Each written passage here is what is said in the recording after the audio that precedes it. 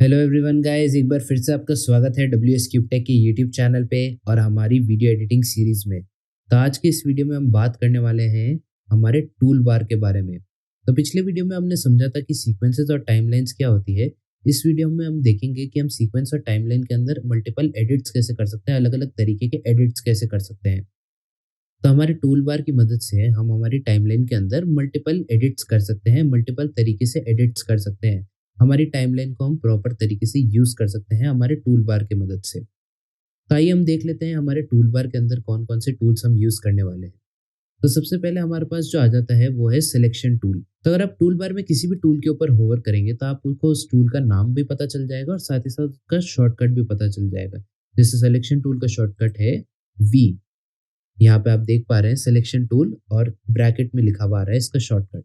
तो selection tool basically नाम से ही आप समझ गए होंगे कि हमें क्लिप सेलेक्ट करने में मदद करता है।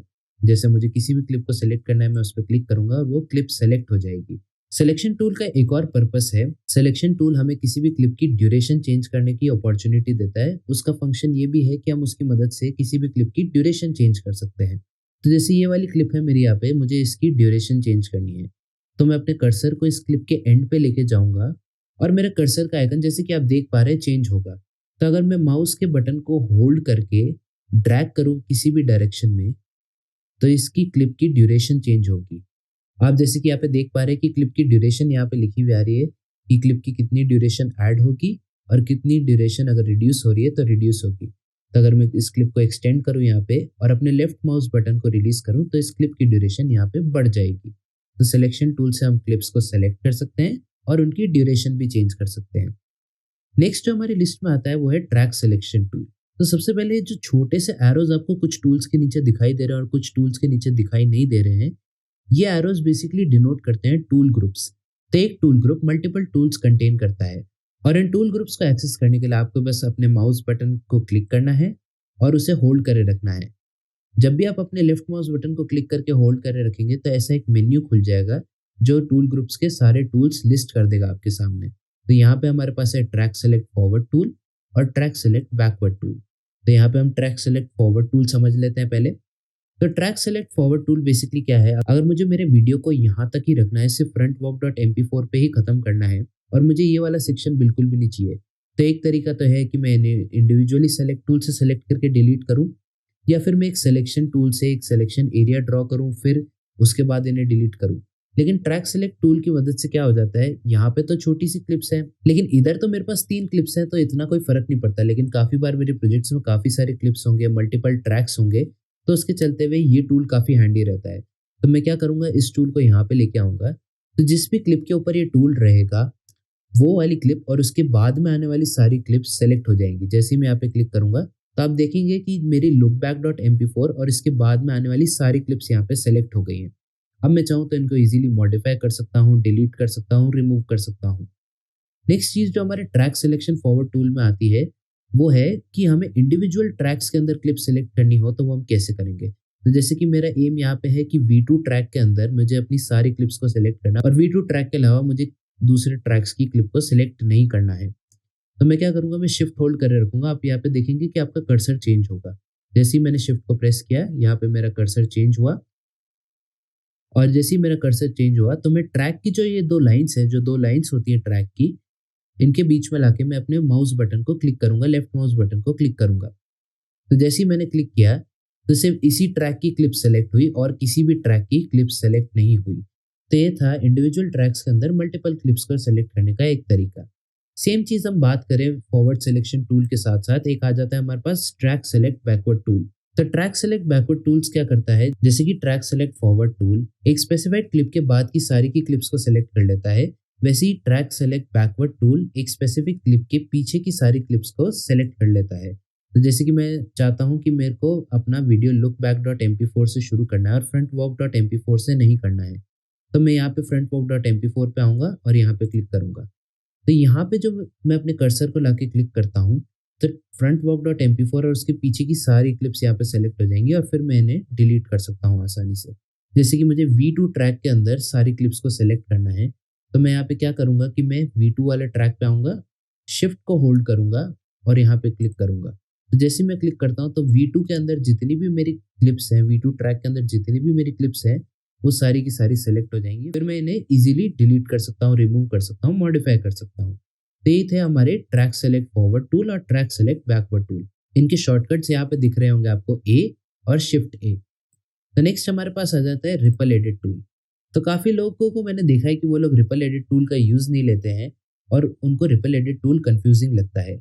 लेकिन रिपल एडिट टूल काफ़ी ही ईजी टू यूज़ टूल है और बहुत ही सिंपली हम उसे यूज़ ले सकते हैं और अपने वर्कफ्लो को और एफिशिएंट बना सकते हैं। तो अब यहाँ पे मेरा गोल ये है कि मैं look back dot MP4 clip की ड्यूरेशन को रिड्यूस करना चाहता हूँ और साथ ही साथ मैं चाहता हूँ कि जैसे ही ये क्लिप खत्म हो, ये दोनों वीडियोस शुरू हो जाएं, ये दोनों क्लिप्स यहाँ पे शुरू हो जाएं। तो अब मेरे पास एक तरीका तो ये है कि मैं सेलेक्ट टूल में जाऊँ और इसकी ड्यूरेशन यहाँ पे कम करूँ और फिर इन्हें यहाँ पे ड्रैग करके वापस अटैच कर दूँ। लेकिन इस काम को करने पे यहाँ पे मेरे मल्टीपल स्टेप्स लगे। दूसरा ऑप्शन जो मेरे पास यहाँ पे रहता है वो है रिपल एडिट टूल। तो रिपल एडिट टूल यहाँ पे मेरा काम बहुत ही आसान कर देता है। अब मैं चाहता हूँ कि इस क्लिप की ड्यूरेशन कम हो और ये वाली क्लिप्स इसके अकॉर्डिंगली मूव हो, जितनी इसकी ड्यूरेशन कम हो रही हो उतना ये मूव हो जाए लेफ्ट साइड में। तो मैं रिपल एडिट टूल को यहाँ पे लेके आऊँगा, इसकी ड्यूरेशन कम करूँगा और आप देखेंगे कि ये क्लिप्स जो है आगे वाली ये अकॉर्डिंगली मूव हो गई। तो ये था ripple edit tool. Ripple edit tool हमारा काम बहुत ही आसान कर देता है गाइस। नेक्स्ट जो हमारा रिपल एडिट टूल ग्रुप है उसके अंदर दो और टूल्स हमारे पास आ जाते हैं। तो अब हम देख लेते हैं रोलिंग एडिट टूल। तो यहाँ पे जैसे मेरे पास दो क्लिप्स हैं, अब मेरा एम यहाँ पे है कि इन दो क्लिप्स की जो कंबाइंड ड्यूरेशन है वो तो सेम रहे, लेकिन मैं इनके इन और आउट पॉइंट्स चेंज कर पाऊँ। तो मैं रोलिंग एडिट टूल को इन दोनों क्लिप्स के बीच में लेके जाऊंगा, अपने माउस बटन को होल्ड करूंगा, लेफ्ट माउस बटन को, और इन्हें मैं ड्रैग करूंगा किसी भी साइड पे। तो जब मैं इसे ड्रैग करता हूँ प्रोग्राम मॉनिटर में देखेंगे कि जो हमारी लेफ्ट हैंड साइड वाली क्लिप है उसका आउट पॉइंट हमें प्रोग्राम मॉनिटर में नज़र आ रहा है और जो हमारी राइट हैंड साइड वाली क्लिप है उसका इन पॉइंट भी हमें प्रोग्राम मॉनिटर के अंदर नज़र आ रहा है। तो हमारी जो लेफ्ट हैंड साइड वाली क्लिप है, अगर मैं अपने कर्सर को लेफ्ट में ड्रैग करूंगा तो वो जल्दी खत्म होगी और जो हमारी राइट हैंड साइड वाली क्लिप है अगर मैं कर्सर को लेफ्ट में ड्रैग करूंगा तो वो पहले शुरू होगी। सेम चीज़ अगर मैं इसे राइट हैंड साइड पर ड्रैग करूंगा तो मेरी लेफ्ट हैंड साइड वाली क्लिप बाद में खत्म होगी, उसका आउट पॉइंट बढ़ जाएगा और जो मेरी राइट हैंड साइड वाली क्लिप है उसका इन पॉइंट बढ़ जाएगा, लेकिन वो बाद में शुरू होगी। तो रोलिंग एडिट टूल की मदद से मैं इन दोनों क्लिप्स की ड्यूरेशन को चेंज किए बिना, कंबाइंड ड्यूरेशन को चेंज किए बिना इनके इन और आउट पॉइंट्स चेंज कर सकता हूँ।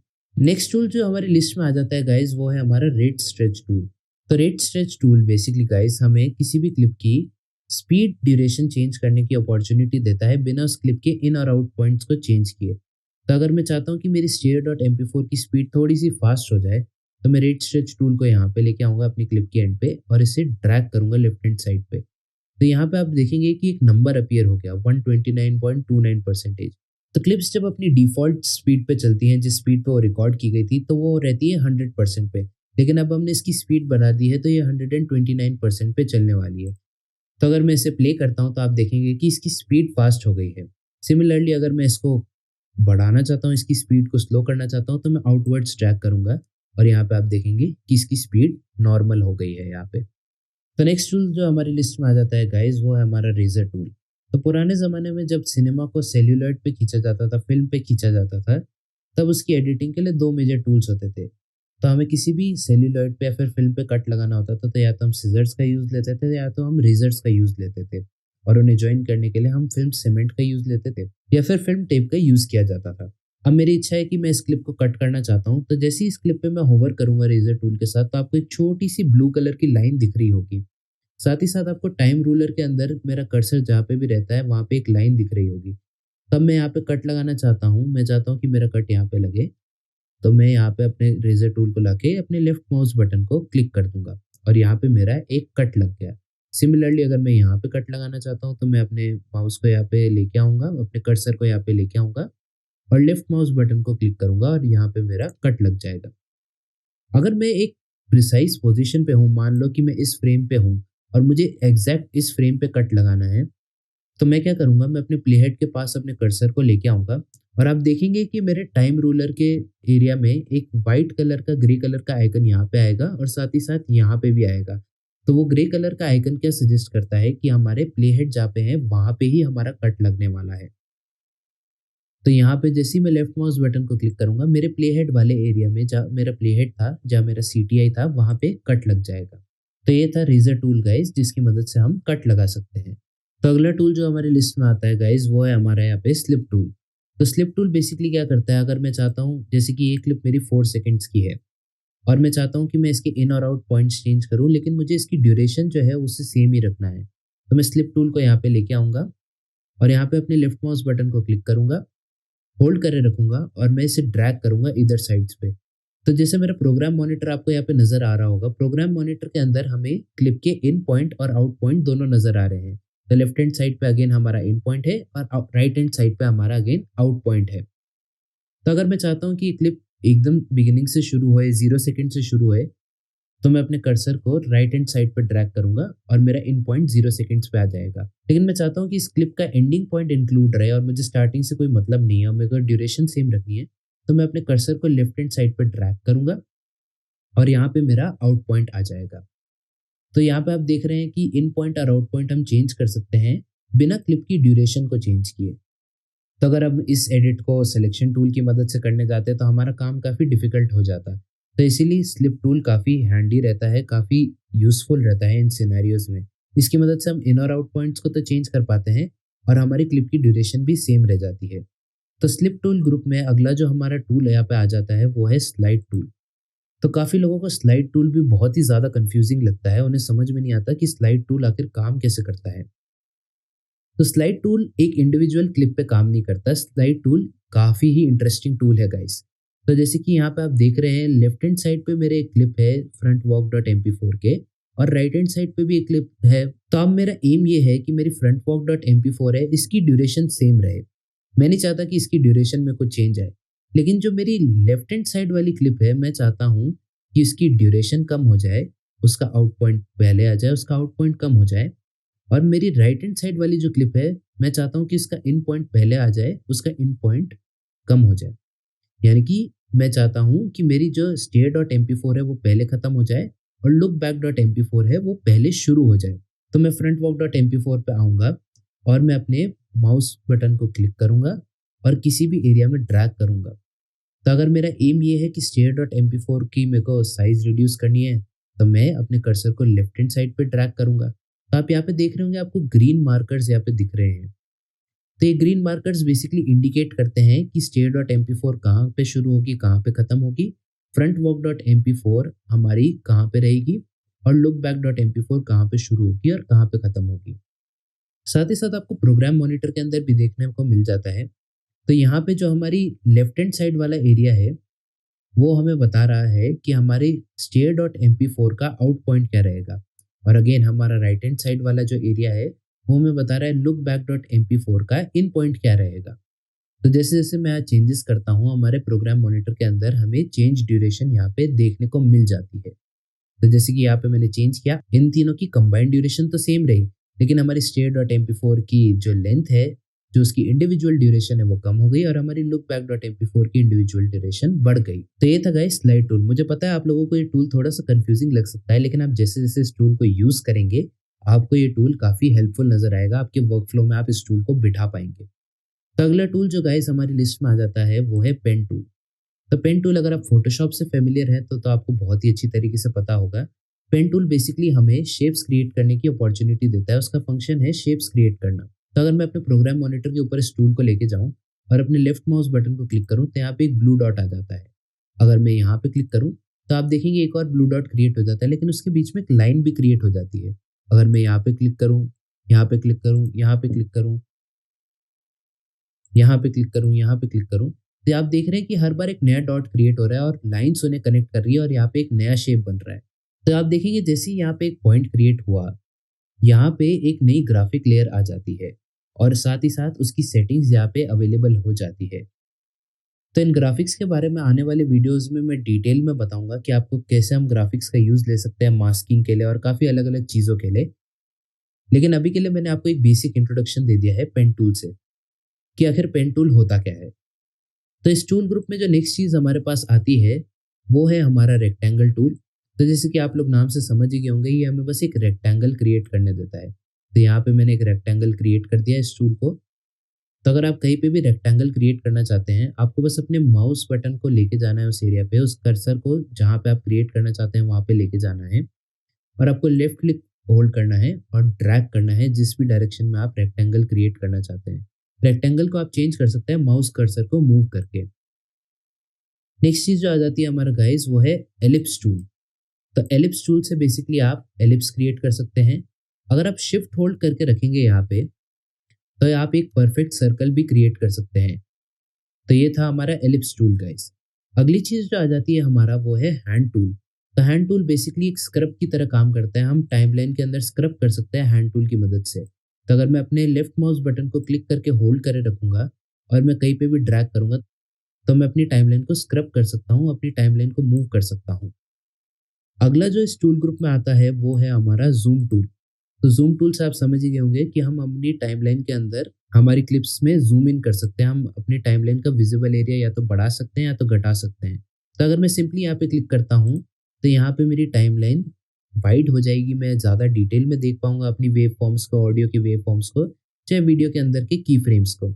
और अगर मैं चाहता हूँ कि मैं जूम आउट करूँ तो मैं ऑल्ट वाले बटन को होल्ड करे रखूंगा और आप देखेंगे कि जूम का आइकन चेंज होता है। यहाँ पे जो मैग्नीफाइंग ग्लास है उसके अंदर अगर मैं ऑल्ट रिलीज करता हूँ तो प्लस का आइकन रहता है और अगर ऑल्ट होल्ड करके रखता हूँ तो माइनस का आइकन रहता है। तो प्लस मीन्स जूम इन और माइनस मीन्स जूम आउट। तो अगर मैं जूम आउट करना चाहता हूँ तो मैं ऑल्ट होल्ड करके अपना लेफ्ट माउस बटन को क्लिक करूंगा और यहाँ पे हो गया हमारी टाइमलाइन जूम आउट। अगला टूल जिसकी हम बात करने वाले हैं गाइज वो है टाइप टूल। तो टाइप टूल जैसे कि आप समझ ही गए होंगे, इसकी मदद से हम टेक्स्ट टाइप कर सकते हैं हमारे वीडियो के अंदर। तो यहाँ पे मैंने फास्ट लिख लिया यहाँ पे टेक्स्ट टूल की मदद से और इससे हम टेक्स्ट टाइप कर सकते हैं। आप देखेंगे कि यहाँ पे हमारी जो एक ग्राफिक लेयर है इसके अंदर हमारे सारे ग्राफिक्स यहाँ पे आ रहे हैं। अलग अलग शेप्स जो है हमारे यहाँ पे वो आ रहे हैं इस ग्राफिक लेयर के अंदर ही। अगली चीज जो यहाँ पे आ जाती है गाइस वो है हमारा वर्टिकल टाइप टूल। तो जैसे हॉरिजॉन्टल टाइप टूल था तो यहाँ पे अगर हमें वर्टिकली टाइप करना है तो मैं यहाँ पे जाऊँगा, एक सिलेक्शन क्रिएट करूँगा और यहाँ पे मैं लिखना शुरू कर दूंगा फास्ट। तो यहाँ पे जैसे मैंने फास्ट लिखा तो ये वर्टिकली टाइप हुआ। यहाँ पे जैसे हॉरिजॉन्टली टाइप हुआ था तो यहाँ पे ये वर्टिकली टाइप हो गया है। तो ये था हमारा टूल बार गाइस। और इस टूल बार के अंदर सारे टूल्स का एक ब्रीफ डिस्क्रिप्शन मैंने आपको दिया अभी गाइस। तो ग्राफिक्स वाले जो टूल्स है उनके ऊपर मैं एक सेपरेट वीडियो बनाऊंगा। जो हमारा एलिप्स टूल है, पेन टूल है, टेक्स्ट टूल है, इनके बारे में एक सेपरेट वीडियो बनाऊंगा जिसमें हम ग्राफिक्स को एड्रेस करेंगे और समझेंगे हम इन टूल्स को कैसे यूज कर सकते हैं। तो इस वीडियो के लिए इतना ही गाइस। मैं आशा करता हूँ कि आप लोगों को ये वीडियो पसंद आया होगा, ये सारे टूल्स समझ में आए होंगे। अगर आपको ये वीडियो पसंद आया तो लाइक करना ना भूलें WS क्यूब टेक के इस वीडियो को और सब्सक्राइब करना ना भूलें WS क्यूब टेक की यूट्यूब चैनल को। अगर आपको कुछ भी चीज़ कंफ्यूजिंग लगी हो तो आप इस वीडियो को एक बार दोबारा देखें और अगर आपके कोई भी डाउट्स है तो उन्हें कमेंट्स में मुझसे पूछ सकते हैं आप। WS cube take video editing के साथ साथ डिजिटल मार्केटिंग, वेब डेवलपमेंट, अन्य फील्ड्स में काफ़ी सारे कोर्सेज डेवलप कर रहा है। तो अगर आप उन कोर्सेज में इंटरेस्टेड हैं तो सब्सक्राइब करना ना भूलें WS क्यूब टेक की यूट्यूब चैनल को और बेल आइकन को प्रेस करना बिल्कुल भी ना भूलें। मिलते हैं आपसे अगले वीडियो में गाइस। Thank you.